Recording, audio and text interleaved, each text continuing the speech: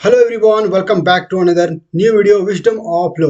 आज एक बहुत ही बड़ा जानकारी आपको मैं शेयर करने जा रहा हूं इस वीडियो के माध्यम से। वीडियो को अंत तक जरूर देखिए, क्योंकि वीडियो में जो है एक ऐसा चीज मैं आपको शेयर करूंगा जो कि इससे पहले कभी हुआ ही नहीं था।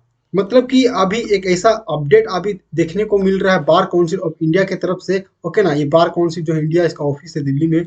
ठीक है, तो उसकी तरफ से एक बहुत बड़ा अपडेट देखने को मिल रहा देखने को मिलेगा अभी लॉ की पढ़ाई में। ऐसा तो जितने भी बच्चा भी लॉ के स्टूडेंट है या आगे पढ़ने चाहते हैं, इसमें पढ़ना चाहते हैं, तो आपके सब्जेक्ट में नया सब्जेक्ट एक जुड़ने वाला है। हो सकता है जुड़ सकता है। मैं ऐसा क्यों कह रहा हूँ, इस खबर के माध्यम से मैं आपको बता रहा हूँ। ये देखिए, लाइव लॉ के अकॉर्डिंग, ठीक है, अभी एक नया रिसेंटली एक नया परिवर्तन हमें देखने को मिलेगा कि दिल्ली हाई कोर्ट को बताया गया है। ठीक है, दिल्ली हाई कोर्ट जो है उसको ये खबर अभी बताया गया, क्योंकि उस पर एक याचिका वहां पर पिटीशन जो है फाइल किया गया था। तो यहाँ पर एक जिसका हेडिंग आप देख सकते हैं कि सभी लो स्कूल में आरटीआई अधिनियम को अनिवार्य विषय बनाने के लिए आवेदन अभेद पर विचार किया जाएगा, बीसीआई ने दिल्ली हाईकोर्ट को बताया। तो अभी जितने भी हमारे लो स्कूल है, जितना भी लो कॉलेजेस है, ओके ना, वहां पर आरटीआई जो है उससे तो पढ़ाया पढ़ाया नहीं जाता था एक कंपलसरी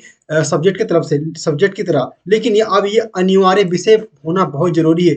क्यों अनिवार्य विषय होना बहुत जरूरी है, इसके बारे में हम डिटेल में आपसे बात करेंगे। ओके, तो यहाँ पे देखिए कि यहाँ पे बार काउंसिल ऑफ इंडिया, ठीक है, तो यहाँ देखिए bar council of India BCI, इसका फुल फॉर्म होता है बीसीआई। ठीक है, शॉर्ट फॉर्म होता है बीसीआई ने मंगलवार को दिल्ली हाई कोर्ट को बताया कि वह बच्चे को मुफ्त और अनिवार्य शिक्षा अधिनियम यानी आरटीआई अधिनियम नियम 2009 को सभी लॉ कॉलेज में और विश्वविद्यालय में छात्रों के लिए एक अनिवार्य विषय बनाने के लिए प्रतिनिधित्व पर विचार करेगा और अनिवार्य करेगा। तो देखिए, यहाँ पर आपको पढ़ना एक सब्जेक्ट पढ़ेगा जो कि आरटीआई पढ़ना पड़ेगा, जो कि 2009 का ये एक्ट होगा। ओके, और सभी लोग कॉलेज और विश्वविद्यालयों में ये लागू होगा। अभी ऐसा हम लोग भी पढ़ रहे थे तो इस समय नहीं था, लेकिन अब इसको पढ़ना बहुत जरूरी है। इस पर बीसीआई जो है इस पर विचार करेगा। ठीक है, तो बीसीआई इसका रेगुलेट कर, जितने भी लो कॉलेजेस होते हैं बीसीआई से अप्रूव होंगे तभी वो मान्यता होगा। तो बीसीआई का एक बहुत ही बड़ा रोल होता है आपको एग्जाम लेने को लेकर और लो कॉलेज में। ठीक है, वो जो भी रूल रेगुलेशन बनते हैं वो बीसीआई से अप्रूव होते हैं, उसके बाद ही होता है। ओके, देखिए, ये मामला जो गया सुप्रीम कोर्ट में, सॉरी, सुप्रीम कोर्ट नहीं, दिल्ली हाई कोर्ट में गया था। दिल्ली हाई कोर्ट की जो है चीफ जस्टिस इस पर क्या कहते हैं, chief justice of Sandeep Chandra Sharma और जस्टिस सुब्रमण्यम प्रसाद की पीठ खंड ने इसके बाद एनजीओ सोशल जूरिस्ट की याचिका पर याचिका का निरस्तारण किया। तो देखिए, अब क्या इसमें कहा गया, इसको आप ध्यान से समझिए। ओके, याचिकाकर्ता एनजीओ ने कोर्ट को बताया कि उनके द्वारा 15 फरवरी को एक अभय आवेदन दिया गया था। ठीक, अभय आवेदन दिया गया था जिसमें कि बीसीआई से और अगले शैक्षणिक वर्ष के शुरू होने से पहले इस मामले पर विचार करने का अनुरोध किया गया था, लेकिन कोई प्रतिक्रिया प्राप्त नहीं हुई। तो बीसीआई को ये जो याचिकाकर्ता एनजीओ जो है इस पर एक अपना अपना अपना आवेदन दिया था बीसीआई को कि वो विचार करे कि ये जो आरटीआई जो है उसको, आरटीआई जो सब्जेक्ट उसको उस पर नए जो नया वर्ष जो आएगा, अगले नए शैक्षणिक वर्ष जो आएगा उस पर लागू करने के लिए विचार करें। ऐसा तो अनुरोध किया गया था, लेकिन बीसीआई की तरफ से किसी भी तरह का कोई भी प्रतिक्रिया नहीं आया। इसीलिए ये मामला जो गया कहाँ, दिल्ली हाईकोर्ट में गया। देखिए, याचिकाकर्ता एनजीओ जान रहे साहब, ठीक है, इसके बारे में आपको एनजीओ की ओर से पेश वकील अशोक अग्रवाल ने कहा कि बीसीआई से मामले को देखने और अभ्यावेदन पर निर्णय लेने के लिए अनुरोध किया जाना चाहिए। तो उसमें किया जाना चाहिए। दूसरी ओर बीसीआई की ओर से पेश वकील कहा कि वैधानिक निकाय निश्चित रूप से उचित समय के भीतर अभय आवेदन पर गौर करेगा। तो देखिए, तो इसमें गौर करेगा। ओके, तो अब यहाँ पर एक बड़ा बदलाव आपको क्या देखने को मिलेगा कि यहाँ पर मैं बता रहा हूँ आप लोगों को, ठीक है, ये सभी प्रस्तुत किया जाएगा कि आरटीआई अधिनियम लो स्कूल में पढ़ाया जाएगा। तो ये जो आपका ये स्टडी जो है पढ़ाया जाएगा, ये लो स्कूल में आपको पढ़ाया जाएगा। इस विषय पर प्रश्न और विशेष रूप से अनुच्छेद अनुच्छेद जो हमारा इंडियन कॉन्स्टिट्यूशन का अनुच्छेद ऐसा आर्टिकल 21A है, संवैधानिक लोक विषय की परीक्षा को पूछे जाते हैं। तो यहाँ पर ये बोलता है कि हमारा आर्टिकल 21A ये क्या बताता है कि हमारे पास राइट टू एजुकेशन की बात करता है। ओके ना, तो राइट टू एजुकेशन जो है, देखिए इसमें आप लोग बता देता हूँ राइट टू एजुकेशन का मतलब क्या होता है।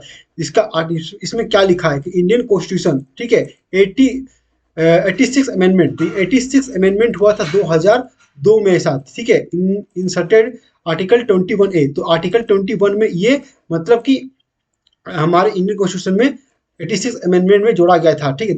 The constitution of India provide, तो क्या करता है कि provide free and compulsory education to all children, ठीक है, in the age group of 6 to 14 years. तो यहाँ पे 6 से लेकर 14 ईयर्स के जो बच्चे होते हैं उसको फ्री में एजुकेशन दिया जाएगा एज अ फंडामेंटल राइट, ठीक है, ये फंडामेंटल राइट आपको दिया गया है in such a manner as the state. तो ये स्टेट का आप में बाय लॉ, तो लॉ बना करके डिटरमाइन करता है, ठीक है। तो ये स्टेट का ड्यूटी बनता है कि 6 साल से 14 साल के बच्चे होंगे उसको फ्री में एजुकेशन दिया जाएगा। ओके, तो यहाँ पर ये जो पिटीशन जो है इसमें क्या बोला जाता है कि ये अनिवार्य इसीलिए, और इससे क्वेश्चन बहुत ज्यादा आते भी हैं ऐसा, ठीक है।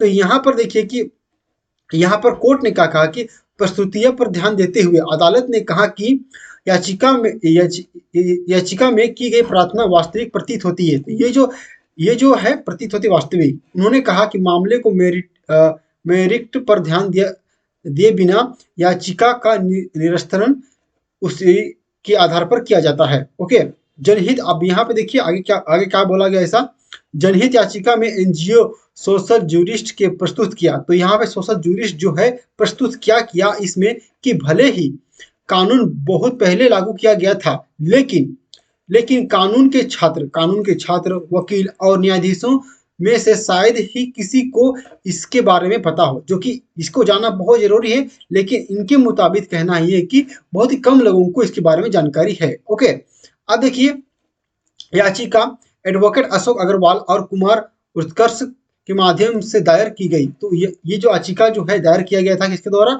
अशोक अग्रवाल एंड कुमार उत्कर्ष जो है वो इसका याचिका में दायर किया था, ठीक है, हाईकोर्ट दिल्ली में। तो देखिए याचिका में क्या कहा गया था, ठीक है, क्या कहा गया था, जैसे शिक्षा के अधिकार और न्याय संगतता वकील पर एक बड़ी जिम्मेदारी डालती है। ओके, अकेले वकील उल्लंघनों को अदालत में ले जा सकते हैं। तो अकेले जो कोई भी वकील जो होता है, कभी आपके साथ गलत होता है तो वकील ही आपको कोर्ट में लेके जाता है वहां पर, और आपके लिए वहां पर न्याय के लिए लड़ता है ऐसा। एक बच्चे के संदर्भ में, ओके, एक बच्चे के संदर्भ में यह कानून शिक्षा प्रणाली पर एक अतिरिक्त जिम्मेदारी डालता है।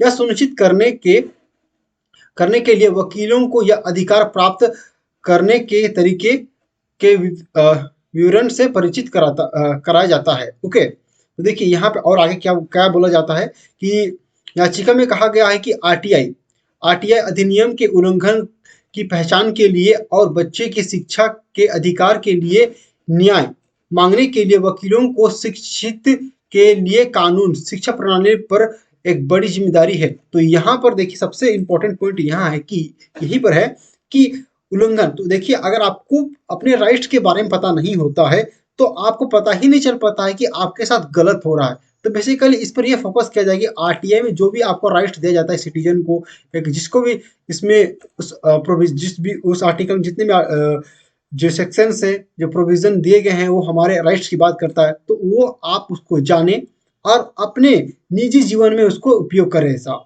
और आपके साथ गलत हो तो उसको विरोध करें ऐसा। ओके, तो यहाँ पे देखिए कि याचिका में आगे कहा गया था, इस याचिका में क्या बोला गया था कि यह प्रस्तुत किया गया था कि शायद शिक्षा के अधिकार के उल्लंघन से संबंधित वर्तमान में निष्क्रियता के लिए बहुत कुछ दोष इसलिए है क्योंकि कानून के छात्र और वकीलों को शिक्षा के अधिकार के बारे में कुछ भी नहीं सिखाया जाता है। वास्तव में इनमें से अधिकांश आरटीआई अधिनियम 2009 में शामिल अधिकारों को मौलिक के बारे में थोड़ा हिंदी हो जाता है ना, हिंदी होता तो थोड़ा दिक्कत हो जाता है। 2 दिन के बाद हम हिंदी पीडीएफ अब चला रहे हैं साहब। ओके, तो मौलिक के बारे में अनभिज्ञान है। ओके, तो देखिए यहाँ पर ओवरऑल ये कहा गया है कि और कि अभी जो हम आपका स्कूल में जो पढ़ाया जाता है, लो स्कूल में जितने भी कोर्स हम लोग का आईपीसी सीआरपीसी अलग अलग सब्जेक्ट पढ़ाए जाते हैं, लेकिन अब हमें ये भी सब्जेक्ट पढ़ाए जाएंगे साहब। तो इस वीडियो के माध्यम से आपको कुछ इन्फॉर्मेशन भी देना था और अभी लीगल अपडेट भी आपको देना था। ठीक है, इस केस का टाइटल जो है सोशल, ठीक है, इस केस का जो टाइटल होता है सोशल जूरिस्ट ए सिविल साइट ग्रुप्स बनाम बार काउंसिल ऑफ इंडिया। तो इस केस को अगर सर्च करोगे आप तो आपको पूरा इसके बारे में अच्छे से जानने को मौका मिलेगा। ओके, मैं कोशिश करूंगा कि ऐसे ही नए नए लीगल अपडेट्स आप लोग लेते आते रहूंगा। ओके, तो चलिए इस वीडियो में इतना ही। अगर आपको इस वीडियो अगर आपको हमारा लाइव सेशन अच्छा लग रहा है तो प्लीज़ लाइक करना मत भूलिएगा। चैनल पर नए हैं तो सब्सक्राइब करिए, बेल आइकन को ऑन कर दीजिए ताकि कोई भी मैं लीगल अपडेट्स आपको दूं तो सबसे पहले आपको नोटिफिकेशन मिले। तो चलिए इस वीडियो में इतना ही। थैंक यू, जय हिंद, जय भारत, बाय बाय।